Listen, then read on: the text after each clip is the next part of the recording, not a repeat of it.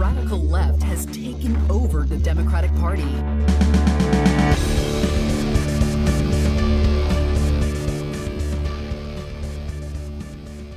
Hello and welcome to Think Progressively, covering politics and all the other chaos life has to offer. This is episode 42, recorded on Friday, June 25th from Milwaukee. I'm Joe. And I'm Jason. And on today's episode, we'll be talking about the new infrastructure deal, voting rights, and so much more. So let's get started. Woo! The fact is that everything he's saying so far is simply a lie. I'm not here to call out his lies. Everybody knows he's a liar. Let's start off with the For the People Act. Let's do it. It passed. Sure. Fine. Democracy is saved. We did it, everybody. So when the news came out on Tuesday, I believe it was, Tuesday night, Yes. that they were going to hold a session and actually have Vice President Kamala Harris presiding over the Senate, which she doesn't normally do unless they expect to need her tie-breaking vote. There was a lot of excitement. They knew that the Republicans weren't going to vote for this bill, so what could they need her for? Right. Are we going to get rid of the filibuster? That was the excitement everybody talking about. Are we going to have reform? What's this was going the on? big vote that Joe mentioned, that he could find 10 positive Republicans that would care more about their country than partisan issues. This is the vote that he tried to get his billionaire donors to bribe Republican They did. senators. And how'd that go? Not so well. Oh, okay. You tell me bipartisanship didn't work? In a 50-50 split, no Republicans voted to protect voting rights federally. I'm shocked. And they, of course, invoked the filibuster, which meant that there would be no debate, no discussion, no actual voting on the bill, and it was completely useless for the vice president to even be there. Hooray. Apparently, we didn't see that coming. Well, and I want to make this very clear, even though this is our headline story, or headline, whatever, this was expected to happen. Like, this is not a surprise to anybody here. At least I hope it's not a surprise to anybody here. The Republicans are actively creating legislation that this bill would help get rid of. Yes. All throughout the country. Why in the world would they vote for this? Well, and that's kind of the big thing right now, too, and we don't have this on our docket because it just came out, but we just saw an announcement today that the Department of Justice and Merrick Garland announced that they're suing Georgia for their voter rights bills, which we talked about in previous episodes. So why would they vote against their own state party's voter suppression bills? Be clear, it's not their state parties that are actually pushing this legislation. That's true. It's You're right. I'm sorry. Heritage Foundation and all of the other conservative think tanks that write the legislation, and then they just give it to the state legislators. Yeah. Although I do have a nice statement from our own Senator, Ron Johnson, and maybe we can understand the nuanced position where he's coming from. You ready? The For the People Act is another Orwellian named bill that has nothing to do with voting rights, but everything to do with consolidating Democratic control over government and our lives. Republicans want to restore confidence in our elections by making it easy to vote, but hard to cheat. It seems like Democrats primarily want to make it easier to cheat. Why else would they propose eliminating voter ID laws, require ballot harvesting and drop boxes, make the FEC a partisan agency, and make it harder to maintain accurate voter files? They would also force taxpayers to help fund the campaigns of candidates they oppose. An accurate name for this monstrosity would be the For Democrat Politicians Act. Let's break down. Let's do it. You're an idiot. Done. Moving on. Make it easy to vote, but hard to cheat. Is that what making it really inconvenient for people to vote means? Well, and this is still going off the same nonsense argument that there were all these crazy irregularities in this election, which there weren't. There was not at all. No. So again, more conspiracy theory driving by our own state senator. I mean, well, I'll go point by point that he made. Okay. Why would they propose eliminating voter ID laws? Because it significantly impacts the poor and minorities. And I think this is, out of everything that's been proposed, that's probably the least likely to ever go into effect, is getting rid of voter ID laws.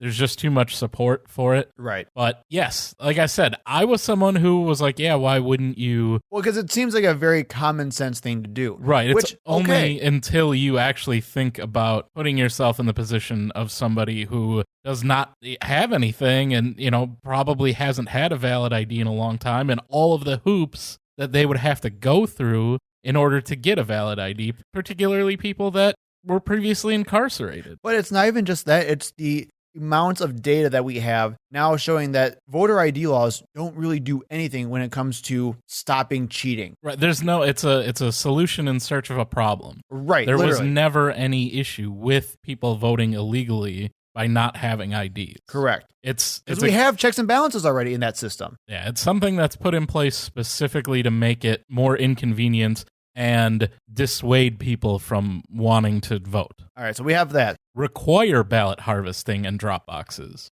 I don't believe they're not forcing you to use those. They're saying that they have to be available. So that's what he means by require. He doesn't mean you have to let someone come to your house and collect your ballot, which is what ballot harvesting is just people that are authorized to pick up ballots, usually from people that are stuck inside their homes and don't have the opportunity to go to a polling place. In some states, this is perfectly legal. In some states, it's illegal.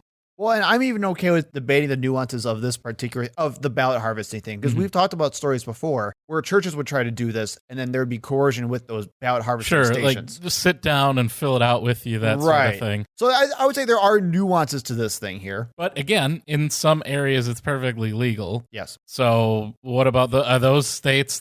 That's just the Wild West. They can do whatever they. Again, there's no evidence that there is any fraud happening due to these things. Correct. But more specifically, though, is I'm really pissed off at the fact that he just equated like ballot harvesting and then just drop boxes and then just like lump those two as like they're the same thing together. That makes me really angry. And drop boxes, I used the drop box to vote in this last election. In my case, it was outside of City Hall. It's the same place that I would go to drop off my tax payments. Yes. And yeah, it's fairly secure. I'm not worried about anybody breaking into it and then stealing my vote? They're not going to be able to change it. No. So it's really, again, just stupidity and making it harder for people to vote. No, you have to stand in line on the day of the election, wait for 10 hours because that's inconvenient.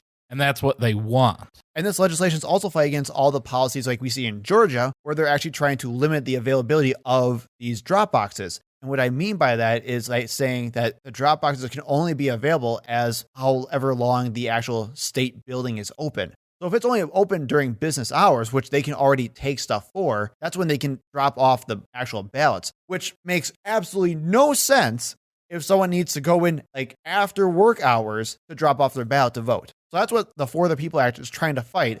And Ron Johnson says that's a bad thing, which is insane. So, okay, then what about the FEC stuff that he's talking about? The FEC is going to be a partisan agency now. What does that even mean? So currently, the Federal Election Commission, most reasonable people agree, basically does nothing. We have a quote here from Trevor Potter, who is a former Republican-appointed chairman of the agency. And he said the FEC is in dire need of reform. So this is somebody who is a Republican, who is the chairman of the agency, and while talking to Congress, told them that it's an agency that needs change, that needs because work. it doesn't do anything. One of the big proposed changes is to change the panel from being evenly divided to a 3-2 split. So just like the Supreme Court, they want to get rid of any kind of stalemate, any ties that basically just mean nothing ever changes. Right. And have more power to the chairman, who is appointed by the president, just like Trevor Potter was appointed by a Republican president, which is a good thing, right? We keep saying it, elections have consequences. So you're telling me, literally, by Johnson's logic, he's already saying that the Supreme Court is a partisan agency. Correct. Okay. Just want to make that very clear for anyone down the line. So they, of course, don't want these changes because, conservatism means conserving everything. Just stopping progress in any given way possible. So literally, this is just what it should be from the get-go, and we're just fixing that now. And finally, Ron Johnson claims that it'll make it harder to maintain accurate voter files. Which this is the recent policy by Republicans to purge voter registration rolls as often as they possibly can. Again, just making it more inconvenient to vote. In a lot of states, you cannot register the day of the election, which is also idiotic. So if you are one of the people that gets removed from these voter registration files, which we talked about in Ohio when they audited, they found out like 30% of the names they were going to remove were in error and were basically going to disenfranchise a lot of people.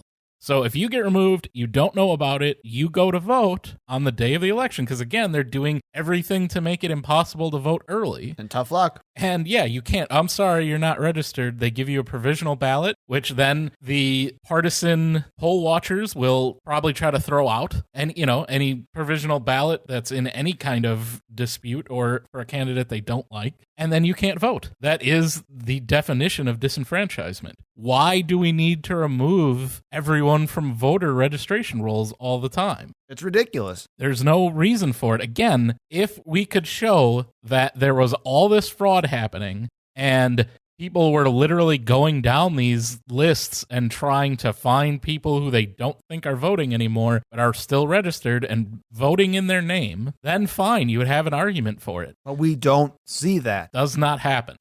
And again, it is just a way to make it more difficult for people to vote.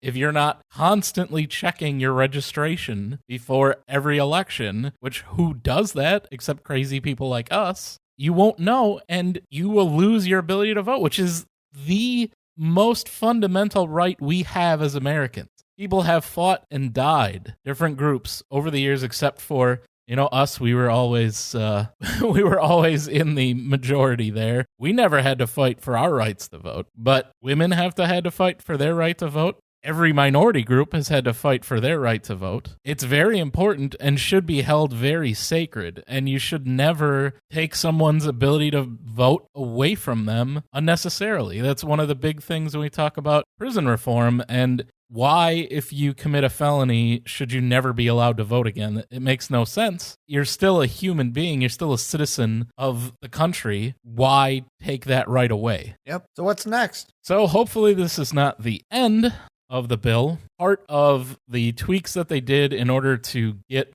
Joe Manchin to vote for it was to allow him to propose his version of this bill, which of course he didn't even get to do because they didn't even get to the debate part because of the stupid filibuster. So like we've been saying for, months now? It's basically down to the filibuster. Again. Yes. So this is the biggest example that the Democrats have to say we need filibuster, at least reform, if not repeal. Right, completely. because bipartisanship is not an option because they're not willing to do anything. Yeah, it's just they don't care what kind of changes, what kind of proposals, how much you give. They do not want federal election reform, even though it's desperately needed, even though... We didn't even get Lisa Murkowski on this, who said that she was in favor of some voting rights reform and changes. She said that she wanted the John Lewis Voting Rights Act to pass, and even though this is a little bit more than that, she didn't even vote for this. Are you kidding me?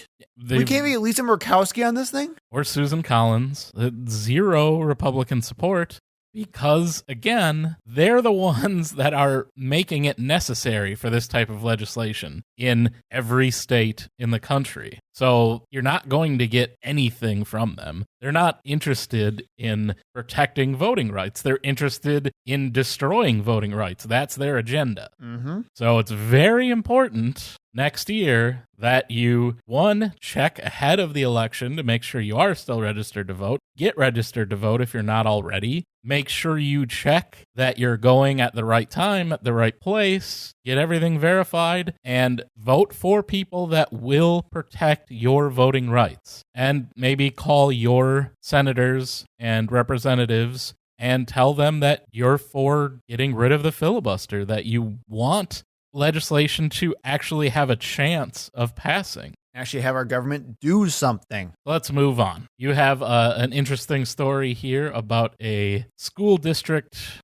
meeting in Virginia. I do. A school board meeting in Loudoun County, Virginia went a little bit off the rails last week because crazy people stormed it with crazy nonsense, started chanting, started fights, that led to one person getting arrested, one person getting a ticket, and one person getting injured. You want to guess what the meeting was about, Jason? I'll pretend like I didn't read this story, but I would 100% say critical race theory. Bing, ding, ding, ding. It is critical race theory. And treating transgender people with respect. Yeah, and actually using the pronouns that people prefer, which is, of course, tyranny. Videos went viral last week showing crowds of people flooding the room where they would not stop chanting. And I don't know if you saw this, Jason, but they were actually singing the national anthem. Yeah, I did see that. And they were flipping off the school board. Yep. So much so that they actually had to stop the meeting in the middle of a public commentary, leaving many other parents unable to actually voice their opinions. So from what I saw, what happened was during the public comment section, people who were speaking were being cheered and or booed. Yes. Which is against their rules at the school board meetings. They asked people to stop. It just riled them up, and then it began the chants and the rowdy behavior, and they ended the public comment section because of that, and then told everyone to leave, and then kind of descended into anarchy from there. But again, like, this is just more evidence about the real damage that the anti-intellectualist movement is really pushing onto, like, general people who are trying to live their lives. This is 100% just people who watch right-wing propaganda and take it as 100% true and accurate, and that critical race theory is going to teach their children that they're evil because they're white, and that they don't deserve to have anything, and that they should feel bad, and that all of the boys are going to say that they're girls so that they can go into the women's locker rooms. Are we still on that? Apparently we are. Stereotypically, the gym teacher stood up, or a gym teacher at one of the schools. Oh, that one made me angry. Stood up and proclaimed that he would not use proper pronouns when addressing his students. I believe he should have been fired. And why? Right there. Why would he not do that, Jason? Because, again, he's probably a stereotypical, unfortunate. Oh no, he specifically said why. Okay, go ahead. You want to? Okay, you want to guess why he won't do it? Because there are only two genders, men and women, and that's the way Jesus made them. Bingo! It goes against his religious beliefs. Yeah, how'd I accurately guess that? That part I did not read, and yeah, it wasn't difficult. So, and I just want to read. We already know about the whole critical race theory nonsense, and I don't want to go through all that again. But I do want to. And we're going to get into that a little bit more. We will. I know, but I do want to take a moment and go over like this policy for transgender students to show how unreasonable that crowd is based on this policy. And for the record, usually it's kind of like relates where we are. It's usually the other way around where we see the school board acting really stupid. It's kind of nice to see a school board acting sanely for once, even though the parents are now the ones who are stupid. So here's the policy. Staff should allow transgender and gender expansive students to, quote, use their chosen name and gender pronouns that reflect their consistently asserted gender identity. Staff should use students' names and pronouns, and staff or students who intentionally and persistently refuse to respect a student's gender identity by using the wrong name and gender pronouns are in violation of this policy. And there was one term in there which I think is important: consistently expressed.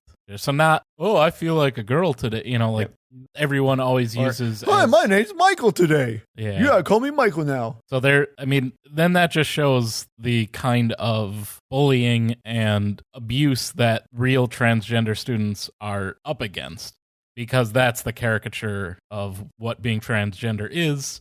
Thank you, South Park, for being jackasses on your transgender episode, because that's all they did is play into that exact stereotype. But that's what people think. Oh, you just are doing that for some advantage or some goal, when it's like, no, that's what they're saying they really are experiencing. And you're just being a bully and a bigot by not recognizing that. What else we got? Staff should allow transgender and gender-expansive students to participate in interscholastic, co-curricular, and extracurricular activities in a manner consistent with the student's gender identity. Can't let them play sports. Can't let them play sports. Well, I mean, this is saying let them play sports. Right. Well, the parents, though. That's why they are so upset. So, all right. So there's that one. Number 3. Students should be allowed to use the restrooms and locker rooms that correspond to their consistently asserted gender identity. Staff should take steps to designate gender-inclusive or single-user restrooms commensurate with the size of the school. Reasonable. Yeah. Number 4. There's 5. All school mental health professionals shall complete training on topics relating to LGBTQ+ students. including procedures for preventing and responding to bullying, harassment, and discrimination based on gender identity/expression. I think that gym To teacher deal with should these freaking crazy parents. that gym teacher should have to take that class like a dozen times Literally. and then still get fired. So according to this policy, these mental health professionals need to be ready to help students deal with bullying from people like their own FIAD teacher. And the parents of the other students. And then finally, the superintendent is authorized to develop implementing regulations and school procedures to ensure consistency in practices, which just means they can keep adding stuff based on the scenarios that need it. That's it, man. That's literally I it. pledge allegiance to the flag. Or whatever that's the pledge they were doing. We will not be silenced. We will not be silenced. Shame on you. Yeah. Shame on you. If you watch the videos, It's insane. maybe they should have the kids at the meetings instead. It would be much more well behaved. It was crazy. Yeah, I don't want to hear anyone, even though I know that we shouldn't be using like a wide paintbrush to talk about like the right or the left. I don't want to hear anyone talking about how the left's full of snowflakes ever. And they get whipped up. Like we said, this is conservative media's fault. But this is also normal. This is normal behavior. We see this stuff all the time, whether it's helping out transgender people, we see it in Wisconsin with critical race theory. We saw that in a couple of school board meetings here before. And these are people that wouldn't know what critical race theory is. Correct. On their own, and really still don't, but they just repeat what they hear from right-wing media. But these are also the same people where we had several instances where teachers would have them teach about Islam and they'd freak out about it and like flood the school board meeting saying that they need to teach people about Jesus instead. Wasn't there just recently uproar about someone saying under Allah? Oh yeah, the students' valedictorian speech. Yeah. And people freaked out. Yeah. And it's like, well, that's what you wanted. You want religious freedom, right? There it is. That's what it looks No. like. These people are snowflakes, and that's all it is. And they're hypocrites. Let's move on to someone who doesn't just repeat what they hear on right-wing Yeah. media I love when this. talking about critical race theory. I love this story. The chairman of the Joint Chiefs of Staff, which makes him the top military official in the United States, General Mark Milley, not to be confused with General Mills, the cereal manufacturer, Because everyone would. during a session in front of Congress, was asked about the military being too woke and their diversity training and how he feels about critical race theory. And I want to clarify here. Literally, he was asked if they were too woke, verbatim. And this is because our favorite sexual predator currently in Congress, Matt Gaetz, was the one to question him about the practices and the woke infiltration of our military. But Milley said in response, and in amazing fashion, if you haven't already seen the video, you should. It's only 2 minutes long. I want to understand white rage, and I'm white. What is it that caused thousands of people to assault this building and try to overturn the Constitution of the United States of America? What caused that? I want to find that out. I want to maintain an open mind here, and I do want to understand that. I do think it's important, actually, for those of us in uniform to be open-minded and be widely read. And the United States Military Academy is a university. He went on to say, I've read Mao Zedong, I've read Karl Marx, I've read Lenin. That doesn't make me a communist. So what is wrong with some situational understanding of the country for which we are personally here to defend? And I personally find it offensive that we are accusing the United States military, our general officers, our commissioned or non-commissioned officers, of being, quote, woke or something else because we're studying the same theories that are out there. Did you see Matt Gaetz' reaction? He just shook his head. He looked like a little baby. It's like, this isn't the answer that I This isn't wanted. how it's supposed to go, man. Oh, I don't like this at all. And even though saying he really didn't understand critical race theory and needed to do some more reading and some more work to understand it, he did do a pretty good job of summarizing it.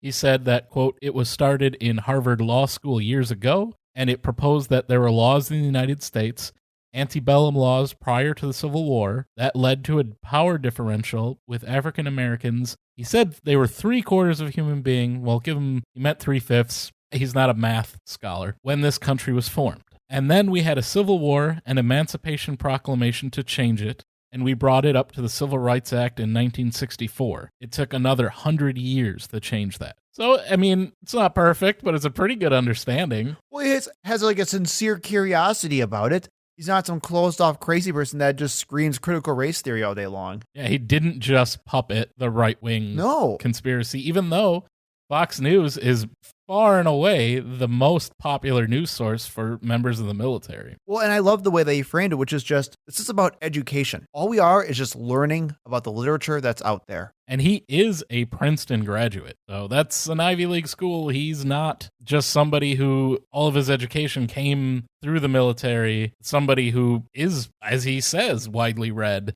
and educated and cares about knowledge and learning and understanding. And that's what it looks like. That's what a response of someone who actually does understand the literature and has done some research into it. Well, I was just saying, it's not even the fact that he understands it. It's the fact that he wants to understand and he wants to learn. And that's it. And that's all we're asking people to do. And like he says, just because you read something doesn't mean you have to be that thing. All they're asking you to do is just understand what it is. That's just step one. And most Republicans can't even do that. No, they do just get their talking points from right-wing media. Which just literally make it up. You know, right-wing media, they're supposed to be the big proponents of the military. They love the military. They'll salute the troops, salute the flag. Well, I don't want some damn pussified military trying to defend our country. So how did Fox News respond to this hearing? Like, they obviously didn't get the answer that they wanted. Oh, yeah. I want out of this. So these are the big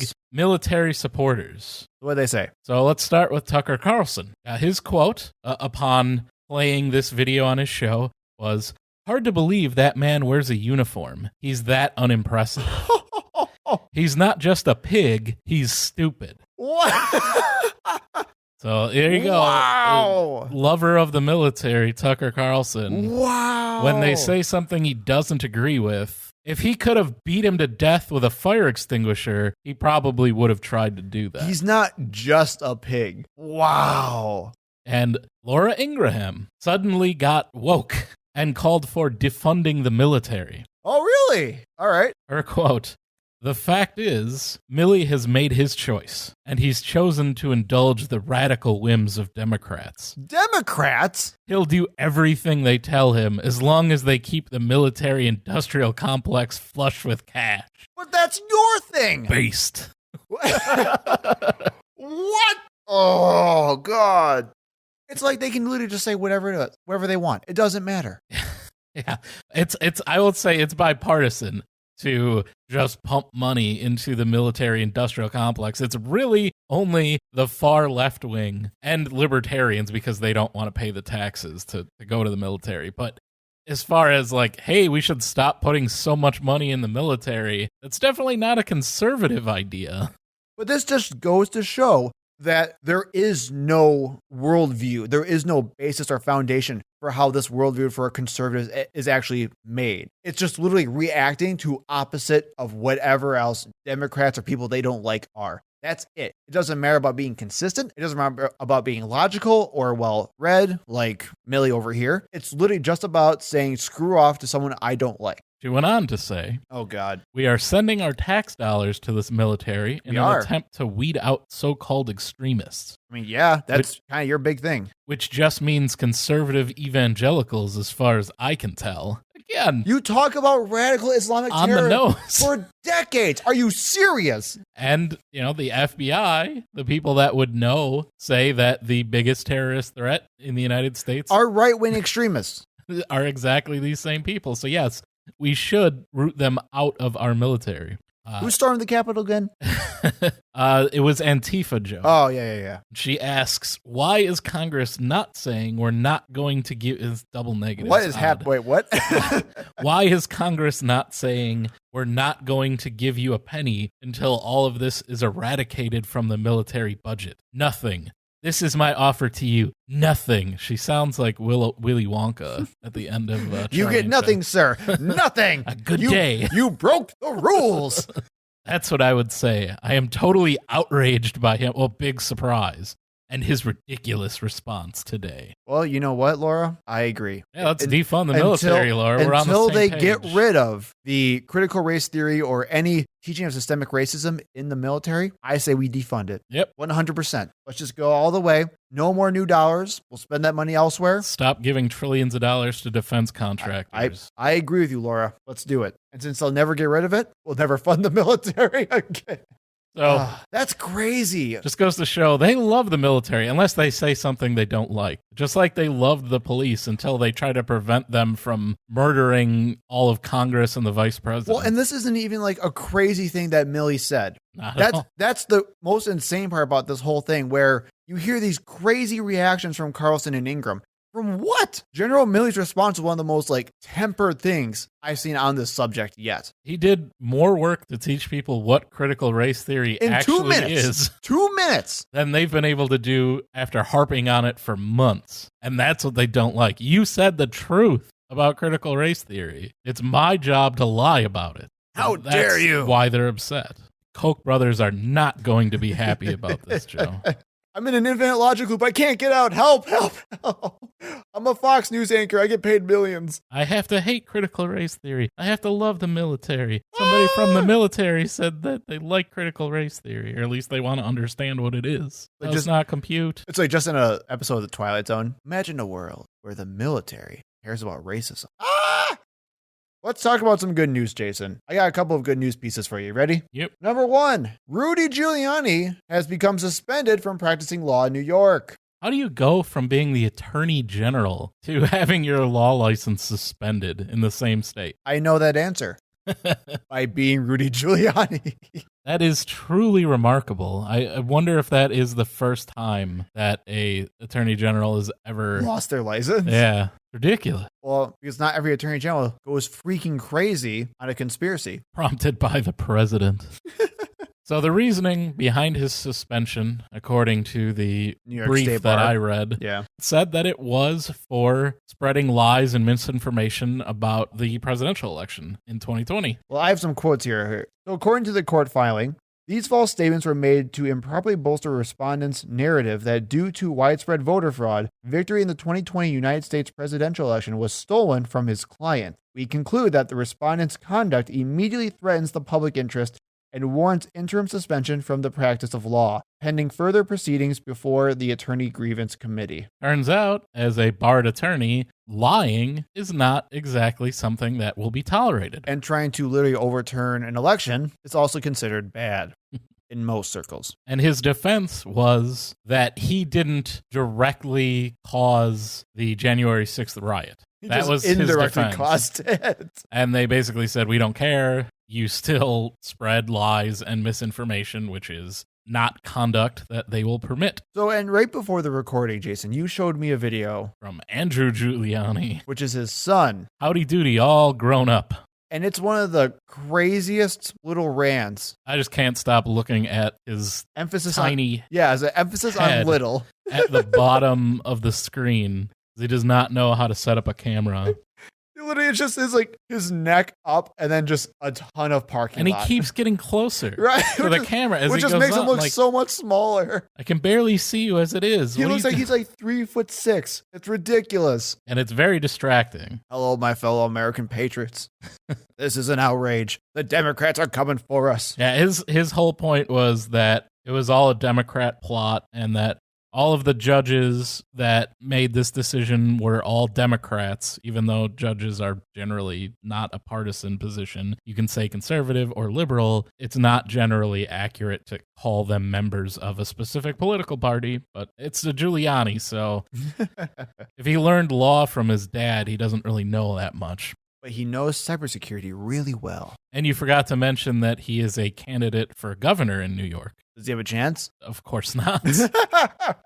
So that's one piece of good news. In more good news, we received the official verdict of the Derek Chauvin trial. Handed down today, Derek Chauvin will receive a 22.5-year sentence for George Floyd's murder. And this is the state trial. He still does face federal trial. Yep. So it can be, even though it's 22 and a half years, that kind of puts it on the edge of if he would make it out of jail at any point. I'll tell you, being a police officer, he would be in protective custody in jail, which means isolation, pretty much. I imagine the prison guards would probably be fairly nice to him. They probably usually are with cops because a lot of them, that's their dream job that they want to do. So they generally treat police officers fairly well. But it's got to be rough to be away from general population your entire sentence, especially that long of a sentence. Mm-hmm. And again, depending on how the federal trial goes, that could potentially carry the death penalty. I don't agree with that, but that's a whole other thing. But he could still very well have a much longer sentence coming. He made some strange remarks when addressing George Floyd's family. I'm looking at that right now. What the heck is this? You want to read the quote for us? I want to give my condolences to the Floyd family. There's going to be some other information in the future that would be of interest, and I hope things will give you some peace of mind. Yeah, what does that mean? It seems like just some optimism and to be continued kind of, because he's going to appeal this sentencing or this verdict for sure. Maybe he thinks that there's some magic evidence that means he didn't kneel on a guy's neck for 10 minutes. I don't know. Whatever. He's going to be gone for a quarter of a century. At least. Woo! And our final piece of good news. See, we have a limit on how much good news we can actually have in one episode, Jason. That's my limit. I don't like talking about good news usually. Right. The House of Representatives passed 2 bills on Thursday to promote credit fairness for the LGBT-owned businesses and to ensure that veterans can access contraceptive health care without co-pays. I'm good with that. I'm very happy with that. However, of course, Republicans largely opposed both bills because they're assholes. Oh. Just goes to show how strong the evangelical cult stranglehold over the GOP is right now. Well, it is. I mean, that would be the only logical reason why you would vote against contraceptive access. Well, and you're kind of looking at it right now. So you want to explain a little bit about what the contraceptive access is actually doing? So the measure for contraceptives would allow veterans receiving health care through the Department of Veterans Affairs, the VA hospitals, to receive contraception at no cost, bringing them in line with health care services offered through the Department of Defense and private insurance plans. Yeah, seems to make sense to me. Yeah, the only reason you would be against that is if you think it makes baby Jesus cry. Well, and they literally do, and that's the problem, because the majority of conservatives, including Marjorie Taylor Greene, were quoted saying that contraception leads to abortion, and that's why they disapprove of the drugs. If only God would have had a condom when he raped Mary, it would have saved us all a lot of trouble. That was not consensual, was it? Well, and I want to make something very clear, she was underage, too, Joe. That's rape. Even though I'm sure all our listeners know, contraceptive drugs do not induce abortions. That's the big thing. So the fact that half of our legislature doesn't understand that, or they're just lying about that, is horrifying. Women can be on birth control for medical reasons, which I know personally. It doesn't have anything to do with contraception, but it is helpful in some medical situations. And it's none of anybody's business anyway. So yeah, the government shouldn't deny that. For religious reasons that who cares?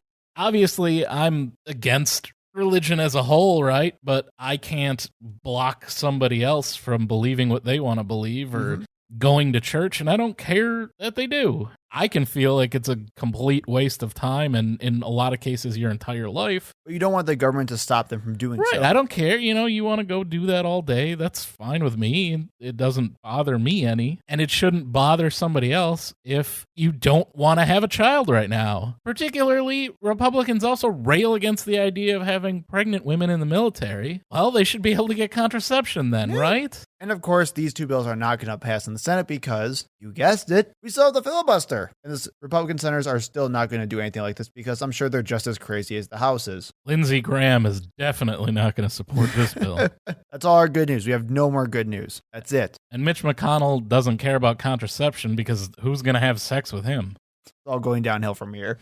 This is highbrow stuff. I don't know what you're talking about. In a follow-up to a previous episode where we told you about hospital workers in Houston that were striking over the mandate to be vaccinated. You mean the freedom fighters? See, it's all about perspective. Fighting against the tyranny of adequate health care. Well, freedom, America. Just this week, Ronald Reagan. 153 hospital workers were either quit or were fired because they refused to get COVID vaccine. Woo! The hospital system had required employees to complete their immunization by June 7th. That's when we had all of the strikes and protests. After that, 178 employees were suspended for 2 weeks without pay for not complying. So a very small number of them decided to go ahead and become vaccinated. Only 25. That's really disheartening. And earlier this month, a federal judge threw out a lawsuit filed by 117 of those employees over the requirements. It was June 12th. U.S. District Judge Lynn Hughes of Houston deemed that lead plaintiff and the person we talked about last time, Jennifer Bridges, contention that the vaccines are experimental and dangerous to be false and otherwise irrelevant. Oh, really? Yeah, surprise, surprise. Experimental and dangerous. Only been given out to like 500 million people. Screw you, Jennifer. He also found that her likening of the vaccination requirement to the Nazis' forced medical experimentation on concentration camp captives during the Holocaust to be reprehensible. Yeah, I'd agree. I wonder what he thinks about Marjorie Taylor Greene. So, what do you think? We said that they should all be fired, and they were all fired or quit in protest. Well, I mean, they're forced to resign. Good. Go find employment elsewhere. I don't want you in any hospital. No, you should not be giving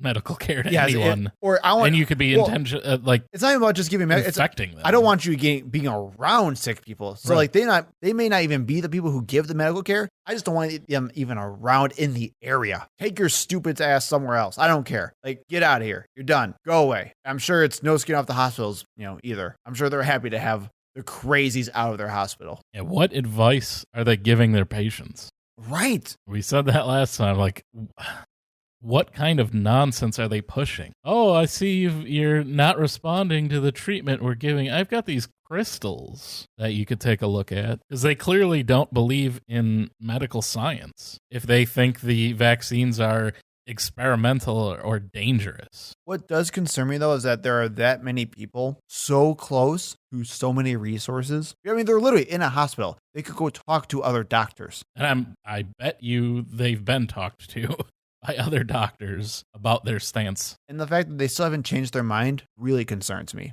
Not an issue anymore. Nope. See you later. Bye, Felicia. Or Jennifer. Screw you, Jennifer. She's like our new rival or something. I don't know. I hate her. And we got 2 more stories for you, both involving religion, before our main story. In our first religious story, American bishops want to deny Joe Biden the Holy Communion. I can say, as someone who was raised Catholic, those crackers suck anyway. Jesus tastes like cardboard. Last week, after contentious debate, the United States Conference of Catholic Bishops voted at a number of 168 to 55 in favor of drafting a formal statement on the meaning of the Eucharist in the life of the church, which would basically include that any Catholic politician would not be able to have or partake in the Eucharist if they are pro-choice. Okay? Any mention of, say, adultery or worshiping false idols? Well, okay, so I have a things lot that are actually commandments.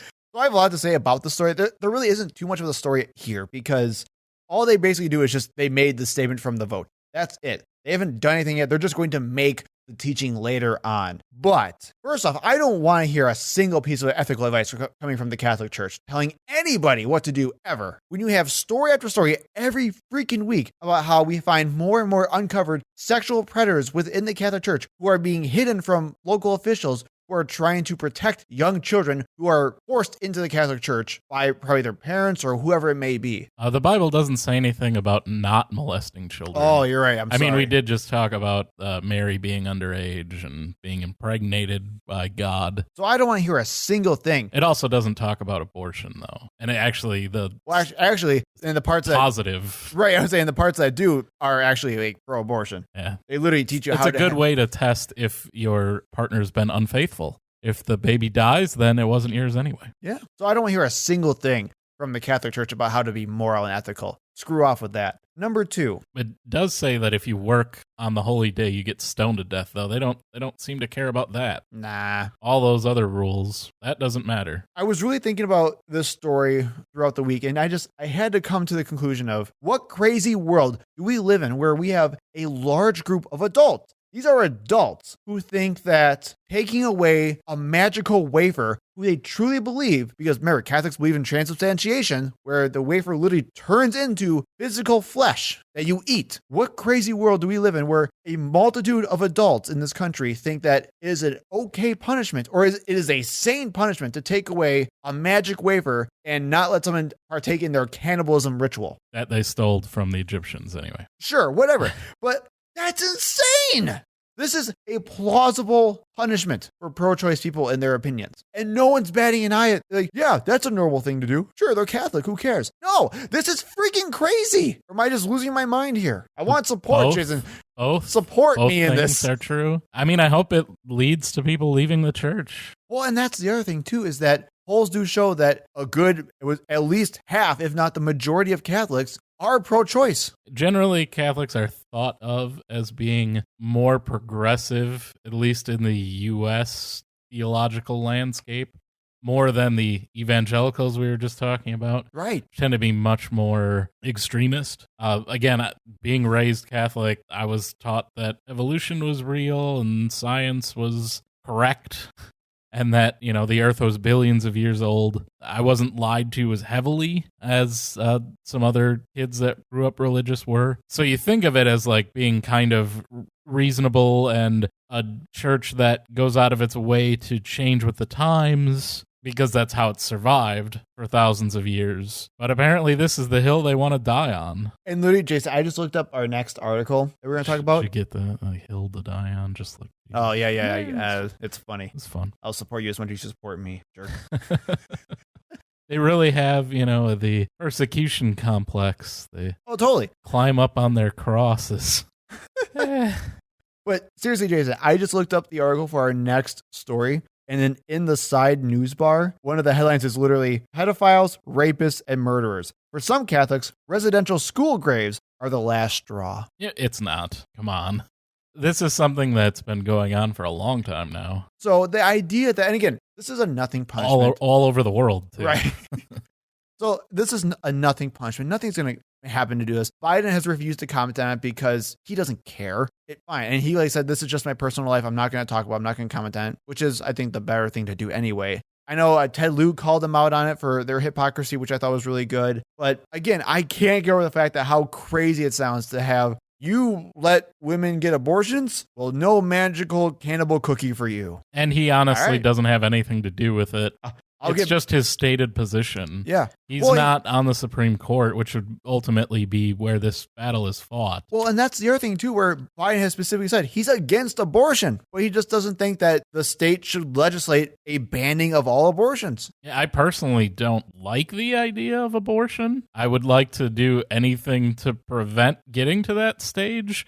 But if that's the decision you made, and you made an informed choice, so be it. Right. I would prefer to go back to the whole contraception step first, if we can. You know, that's why it's important for the GOP to stop trying to prevent people from having access to contraception. I'm sure there's a ton of Catholic GOP members that voted against that bill. Mm-hmm. And that's the thing. They say that they're against abortion. It's baby murder. They hate it. But yet they try to do everything they can to create a society where more abortions, legal or illegal, are going to happen. Yep. Because of their other choices, not having sex education, not having access to contraception. It's pretty obvious what's going to happen. And we've talked about it before, but those stances are logically inconsistent with each other. But, you know, logical inconsistency and religion, conservatism. Oh, well, that too.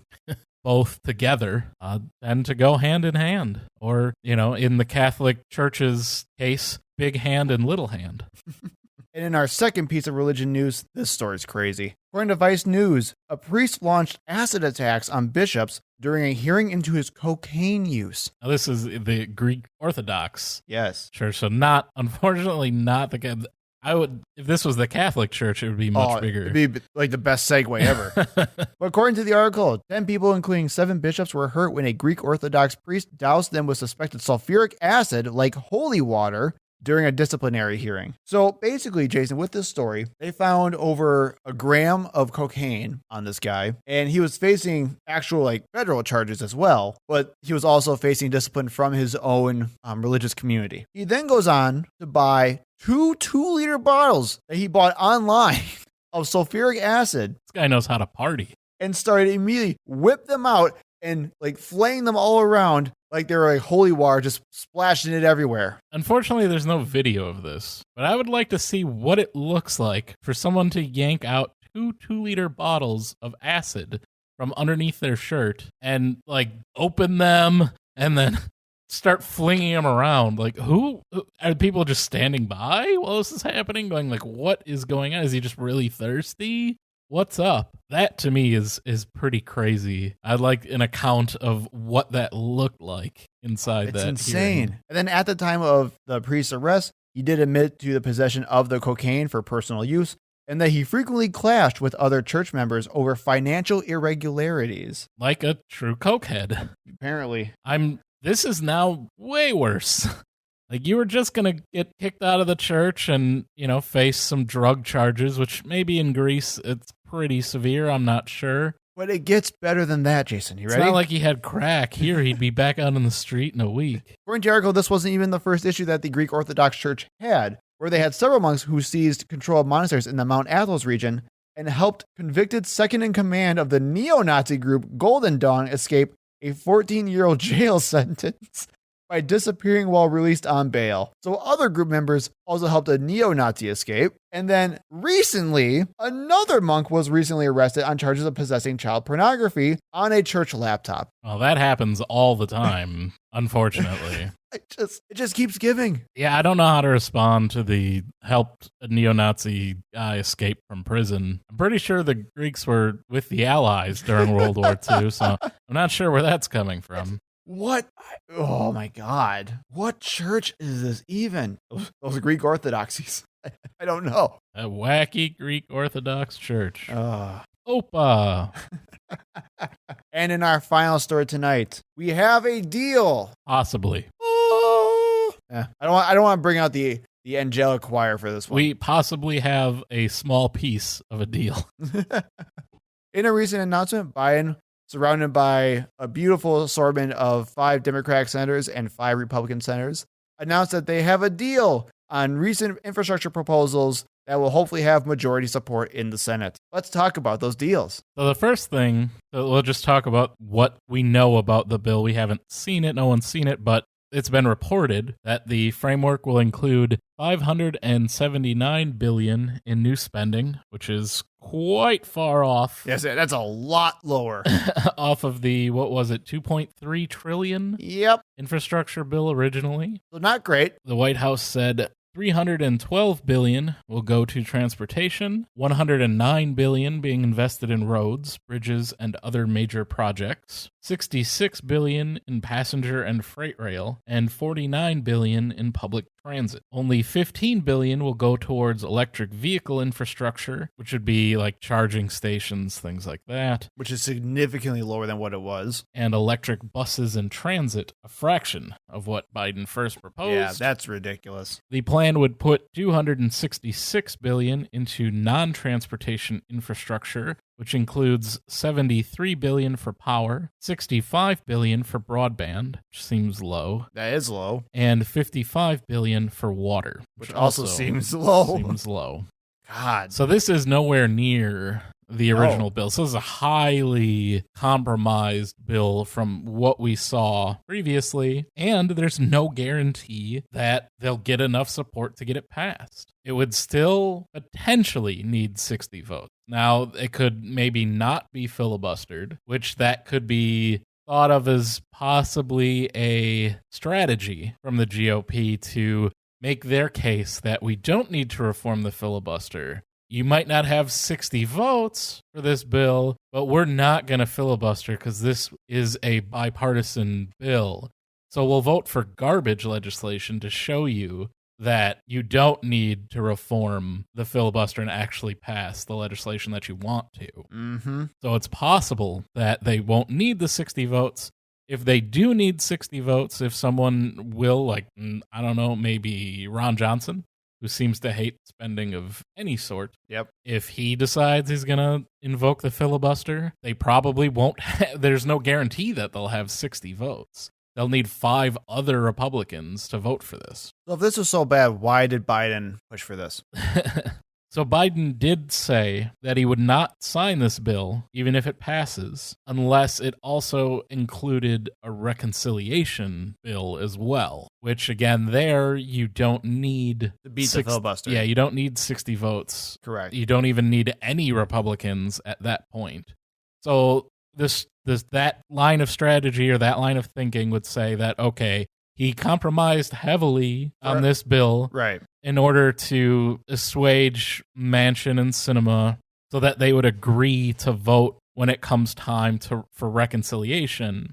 And they passed, this bill that doesn't include anything for elder care or child care like they had originally proposed, and is less than a quarter of the original proposal, and that they would still be able to get some or hopefully most of that back during reconciliation, because this bill gets all the headlines and, it's bipartisan, and look, there's Kristen Sinema and Joe Manchin standing next to Joe Mitt Biden, Romney and they get to put that on all their campaign ads, and that they would then vote for reconciliation, which generally gets less headlines. That's the most favorable view, I guess, from a progressive standpoint. Well, and I mean, that's what it is, right? The strategy literally is it's bipartisan now, partisan later. And what could happen is that they try to go through reconciliation and Joe Manchin changes his mind, or Kristen Sinema changes her mind. Kristen Sinema. Well, and what infuriates me is that, again, we're playing around with this nonsense of, let's have a nothing bill so that we can have a chance for a loophole again. I hate that. I hate that so much.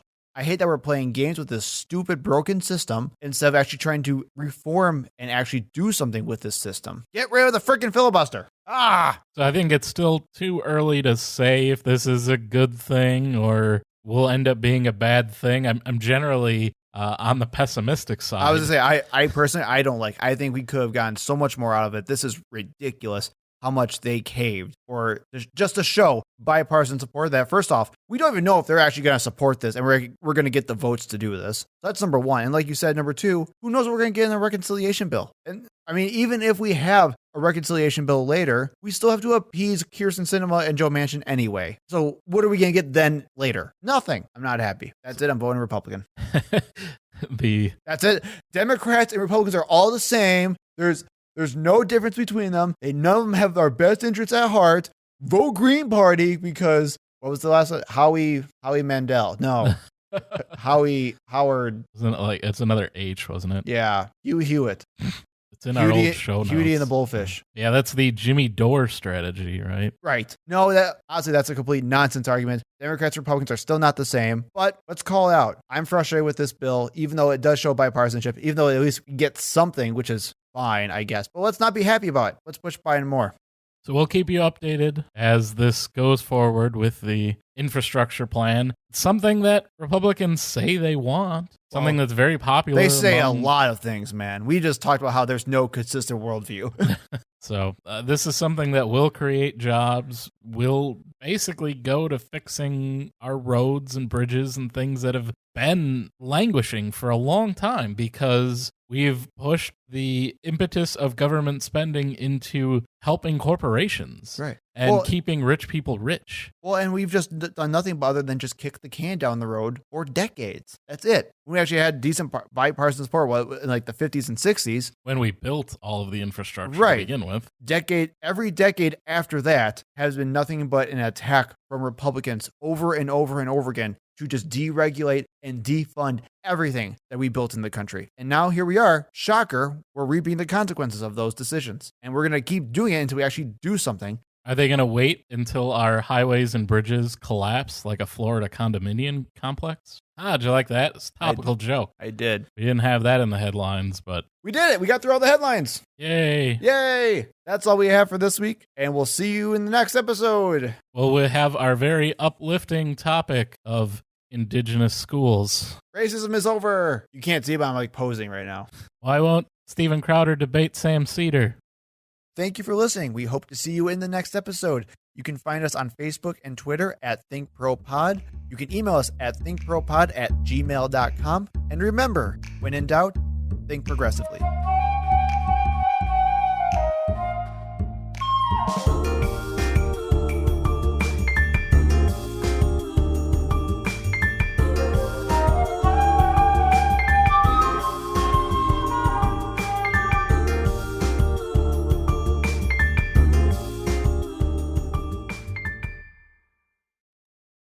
And finally, we have that he claims he'll be making it hard. And finally, we have that Ron Johnson. Oh my God. Actually, I'm just going to do that again. Yeah, go ahead. Shut up. Good job. You're doing really well today. and we can't do anything until we get rid of the freaking filibuster. And it's so stupid. And there's Jennifer BS whatever out in Texas who's hate her too. And I hate Kirsten Sinema and I hate Joe Manchin. And who else do I hate?